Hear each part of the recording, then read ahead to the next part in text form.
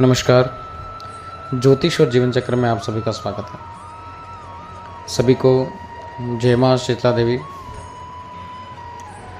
गुरुदेव से अनुमति लेते हुए आज आप लोगों के बीच में एक साधारण सा जो दैनिक जीवन में जो क्रम हमारा जो बना हुआ है, क्या वो क्रम बिगड़ा हुआ तो नहीं है? क्या उस क्रम में पहले हमें क्या करना चाहिए और बाद में क्या करना चाहिए, इस विषय पे आप लोगों के बीच में निवेदन करने के लिए उपस्थित हुआ हूँ। आप लोग दैनिक पूजा पाठ अपने घर में करते होंगे। जो साधक है, जो उच्च स्तर की साधना करते हैं या उच्च स्तर की पूजा पाठ करते हैं या 4-5 घंटे दैनिक पूजा करते हैं, उनके लिए तो उन्हें क्रम भी पता होता है और साथ में वो लोग सारे विधान को जानते भी हैं। लेकिन जो आम लोग हैं, जो गृहस्थी हैं, जो अपने घर में पूजा तो करते हैं, प्रभु से संबंधित आस्था तो रखते हैं, जप भी करते हैं, चालीसा पढ़ते हैं, पाठ करते हैं, अनुष्ठान करते हैं, हवन करते हैं, मंत्र जाप करते हैं, फिर भी जो फल है वो अधूरा मिलता है या कहीं न कहीं त्रुटि रह जाती है। उसकी वजह से जिस निमित्त तय संकल्प लेकर काम किया वो कार्य भी पूर्ण नहीं होता। फिर हम देवी देवताओं को या गुरुदेव को या फिर किसी जो मंत्र जिसने प्रदान किया है, जिसने कोई मार्गदर्शन किया, उसे हम कोसते हैं। आइए हम क्रम से चलते हैं। सबसे पहले उठने से बात करेंगे। आप कितने बजे आपको उठना चाहिए? गृहस्थ व्यक्ति है, फिर भी उनके लिए नियम तो वही होंगे। पूजा पाठ में तो नियम बदल नहीं सकते, पर कुछ कंडीशनें ऐसी हो सकती है जिसको अपन ढीला छोड़ सकते हैं, ये समझिए आप, या उसमें थोड़ा आगे पीछे का जो परिवर्तन हो जाए तो चल सकता है। आइए निवेदन करता हूँ कि आप लोगों को प्रातःकाल ब्रह्म मुहूर्त में उठना चाहिए। ब्रह्म मुहूर्त में उठने के बाद में नित्य कर्म नहाना धोना सारा व्यवस्थित रूप से करके फिर भगवान की पूजा करनी चाहिए। फिर इतना संभव नहीं हो पाया तो आप लोग सूर्य उदय के आधे घंटे तक, यानी कि सूर्य उदय हो गया आधे घंटे के भीतर भीतर पूजा को संपन्न करते हैं। प्रारंभ आपको सूर्य उदय से पहले ही करनी है। फिर सूर्य उदय के बाद तक चले वो विषय लगे, लेकिन आपको प्रारंभ सूर्य उदय के पहले करनी है। एक बात हुई। दूसरी बात, पूजा पाठ करने के लिए आपको एक आचमन लेना है, जल लेना है, पानी लेना है और एक आसन लेना है। साफ धुले हुए पवित्र वस्त्र धारण करना है। आप नाइटी में या पैंट में बैठ के भी पूजा कर रहे हैं, वो थोड़ा अटपटा सा लगता है और पूजा के नियम के खिलाफ भी है। तो 90% आपके पास में कोई धोती है या ऐसा कोई ऊपर का डालने का जो फन्ना होता है वो है, आप उससे धारण करिए। और लंगोट भी कहते हैं हमारी भाषा में, उससे धारण ऐसा करके फिर आप पूजा करिए तो बहुत बेहतर रहेगा आपको और वो पवित्र भी रहेगा। यानी कि उसको आप पूजा के समय ही उपयोग करेंगे तो उसमें शुद्धता बनी रहेगी। फिर आप बाकी कपड़े जो हम पहन करके शहर में जाते हैं, घूमते हैं, गाँव में घूमते हैं, तो वो थोड़ा नेगेटिविटी उनके साथ में चिपक भी जाती है। और दूसरा क्या है कि वो सही नहीं है, हमारी संस्कृति में पूजा के योग्य नहीं है। धूप दीप नैवेद्य करना है। और नैवेद्य किसको करना है? हमारे घर में 5 मूर्तियाँ होनी चाहिए, यानी कि 5 तस्वीरें हों या मूर्ति की पूजा करें तो 5 मूर्तियाँ,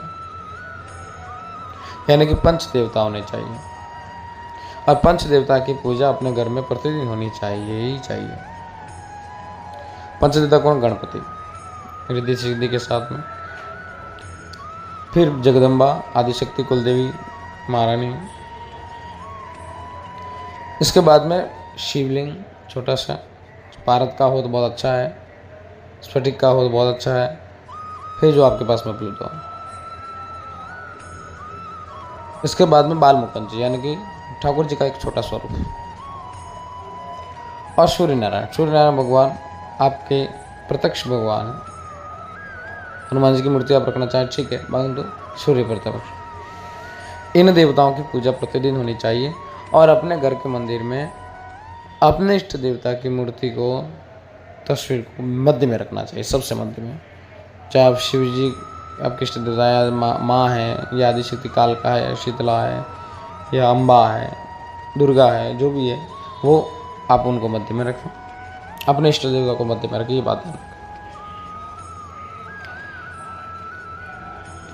पूजा की पहली कड़ी में आपको गणपति जी का ध्यान करना है और गणपति जी के ध्यान करने के बाद में गुरुदेव का ध्यान करना है। अब गुरुमुखी हैं तो आप जानते होंगे, नहीं है तो गुरुदेव का ध्यान करना है। मंत्र जानते हैं तो, नहीं जानते तो ओम गं गणपति नमः और परम गुरुभ्यो नमः ये बोलिए, फिर उनको नमस्कार करिए। फिर आचमन करिए। आचमन क्या होता है? आचमन करते हैं 3 बार जल पीते हैं और अपने ऊपर जल छिड़कने के बाद में पवित्र धारण करिए। आचमन करते समय ये बोलिए ओम ह्रीम केशवाय नमः, ओम ह्रीम माधवाय नमः, ओम ह्रीम नारायणाय नमः और गोविंदाय इति हस्तम प्रक्षाल्य। ऐसा करके उस पात्र के बाहर हाथ धो लेकर हाथ पहुँच के साफ करने के बाद में फिर आप लेफ्ट हैंड में जल लेकर के और राइट हैंड से अपने सिर पर, अपने ऊपर, अपने आसपास में छिड़केंगे, यानी कि पवित्र धारण करेंगे। हम नहाए हुए पवित्र हैं, लेकिन फिर भी ये नियम है। इसके बाद में आप अपने इष्ट देवता का ध्यान करेंगे।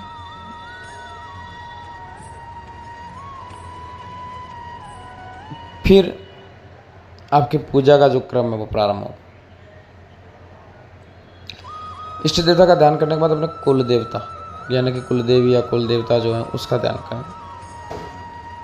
फिर अपने पितरों का ध्यान करें, पितरागर हैं उन्हें नमस्कार कर दें और फिर उन पंच देवताओं का ध्यान करें। और फिर अगले क्रम में सारा ध्यान होने के बाद में गुरुमुखी है तो गुरु मंत्र की एक माला करिए आप। फिर अपने इष्ट देवता, आप गुरुमुखी नहीं हैं फिर भी अपने इष्ट देवता की एक माला करिए, या आप इससे भी ज़्यादा कर रहे हैं मंत्र जाप, बहुत अच्छी बात है। आपकी जितनी अधिकता होगी उतना फल होगा और सही भी होगा। और कम से कम करें तो एक माला करिए।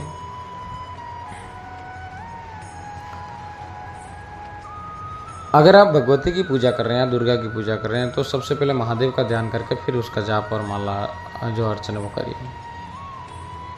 अगर आप सरस्वती की पूजा अर्चना कर रहे हैं तो आप ब्रह्मा जी की कोई एक माला, उनके मंत्र की क्रिया, उनके नाम जप का 11 बार नाम लेकर के प्रणाम करके फिर करिए। अगर आप लक्ष्मी जी की कोई पूजा करें तो भगवान नारायण का ध्यान और उनका स्मरण करने के बाद में उनकी प्रारंभ करिए। ये बात मूलतः विशेष ध्यान रखें आप। और दुर्गा जी की पूजा करें तो अंत में, जब अर्चन पूजा होने के बाद में अंत में ये जो बटुक भैरव हैं, बटुक भैरव का ध्यान पूजन अवश्य करें यथासंभव यथाशक्ति।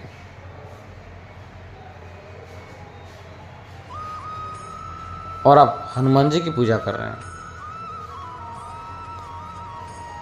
तो आप राम जी का नाम या राम जी के नाम के 11 बार जाप या एक माला अवश्य करें। उनके मंत्र की क्या है उनका नाम जप करें, उनका नाम अवश्य लें, उनको प्रणाम अवश्य करें, फिर हनुमान जी की पूजा अर्चना साधना करें।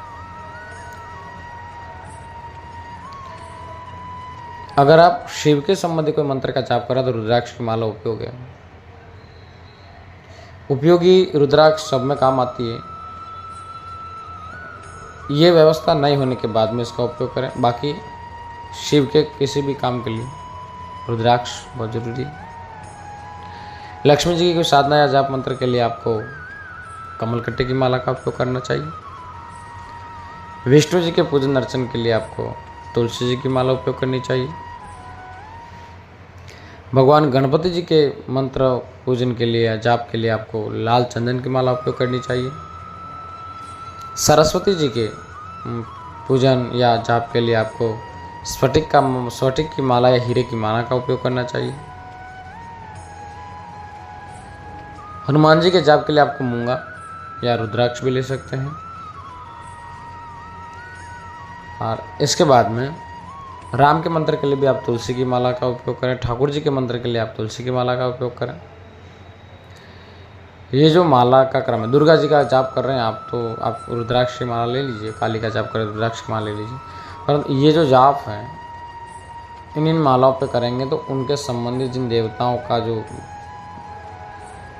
जाप है वो आपको पूर्ण फल देगा और उस देवता की आप पर, उस भगवान की आप पर कृपा शीघ्र और असीम कृपा का जो प्रभाव है वो आपको दिखने लगेगा शीघ्र अतिशीघ्र, अगर इस क्रम से आप पूजा करते हैं तो। कुछ लोग क्या होते हैं कि अपने कुल देवता, अपने पितृ देवता को पूजते ही नहीं है, उनको याद नहीं करते, उनका श्राद्ध नहीं करते, तर्पण मार्जन नहीं हुआ उनके कोई वार त्योहारों पर भी उनका पूजा नहीं करते हैं, शुभ अवसरों पर उनकी पूजा अर्चना नहीं करते और अपने कुल की देवी की पूजा नहीं करते हैं, अपने कुल के देवताओं की पूजा नहीं करते हैं। इसलिए वे लोग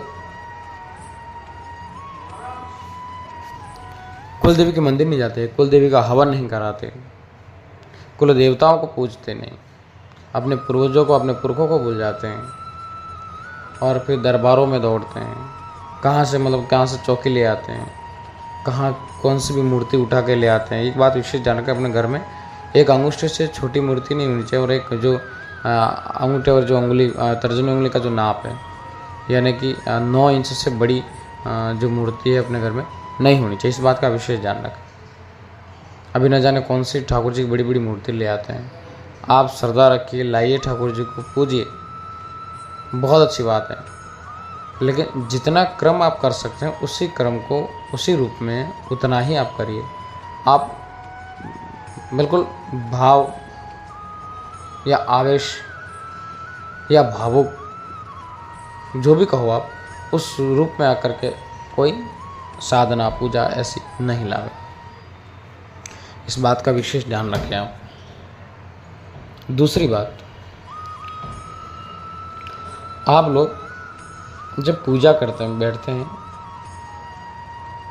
तो मोबाइल को स्विच ऑफ करते हैं या फिर साइड में रखते हैं। आपका जो ध्यान है, आपका जो मेन मोटिव है, आप जिस काम के लिए आधा घंटा पर बैठे हैं उसी पर ही आपका मन होना चाहिए, उसी पर आपका ध्यान होना चाहिए, तो ही आपके जब तप और यज्ञ पूजन पाठ का आपको फल मिलेगा।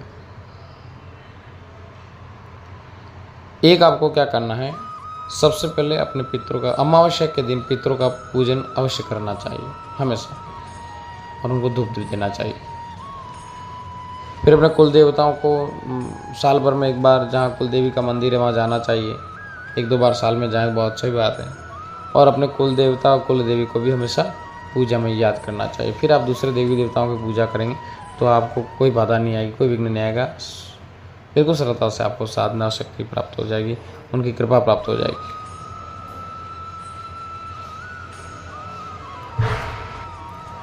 आप दैनिक कोई माला या जाप या कोई पाठ कर रहे हैं तो उसका समय एक रखें, यानी कि सुबह आप कर रहे हैं तो सुबह का ही समय रखें और शाम को आप कर रहे हैं तो शाम का ही समय रखें। ऐसा नहीं कि आप 3 दिन सुबह किया, 4 दिन फिर शाम को कर रहे हैं, एक दिन आपने बीच में छोड़ दिया या 10 दिन आपने किया ही नहीं, ऐसा नहीं। ये फिर आपको नुकसान दे सकता है या आपको परेशान कर सकता है, या फिर जो संकल्प है वो आपका अधूरा रह जाएगा, तो आपको रुष्ट हो जाएंगे देवी देवता उसके संबंधित और फिर आपको दंड भी दे सकते हैं। इस बात से बिल्कुल सावधान हो जाइए आप, इस बात को हमेशा नोटिस कर लीजिए। आपको क्या करना है, एक समय रखना है और जो पाठ कर रहे हैं उस पाठ या कोई जाप कर रहे हो उस पाठ के होने के बाद या जाप के होने के बाद में उसी देवता को अर्पण कर देना। मैं कुछ जानता नहीं, मैं कुछ जानती नहीं हूँ, मैं तो आपकी बेटी हूँ या बेटा हूँ, मैंने आपके यथाशक्ति पूजन किया है, जाप किया है मंत्र का, या ये चालीसा पढ़ी है, ये पाठ पढ़ा है, तो मैं आपको अर्पण करती हूँ या करता हूँ और इसका मुझे फल प्रदान करें और आपकी प्रीति मुझे प्राप्त हो। सदैव ये प्रार्थना करनी चाहिए प्रभु की प्रीति प्राप्त होने की, प्रभु की प्रीति प्राप्त हुई, प्रभु की कृपा अनुकंपा हुई तो आपका स्वतः ही सारा काम हो जाएगा। प्रभु जानते हैं कि आपको किस वस्तु की आवश्यकता है और क्या आपके जीवन में होगा, होने वाला है, और उसे किस तरह से मैनेज करना है और कैसे चलाना है, वो ईश्वर स्वयं जानता है, उन्हीं की लीला है। तो हम कुछ उन्हें समझा तो नहीं सकते, लेकिन उनसे मांग इतना सकते हैं कि प्रभु दया दृष्टि बनाए रखना, कार्य को सिद्ध करना और शांति बनाए रखना, और आपकी प्रीति प्राप्त हो, आपकी अनुकंपा विशेष हम पर बनी रहे। इससे ज़्यादा कोई इंसान के पास मांगने के लिए वस्तु ही नहीं। आप किसी देवता के संबंधित व्रत कर रहे हैं तो संध्या के समय धूप अवश्य लगाएं। सूर्य को जल अवश्य दें, यानी कि अर्घ अवश्य दें,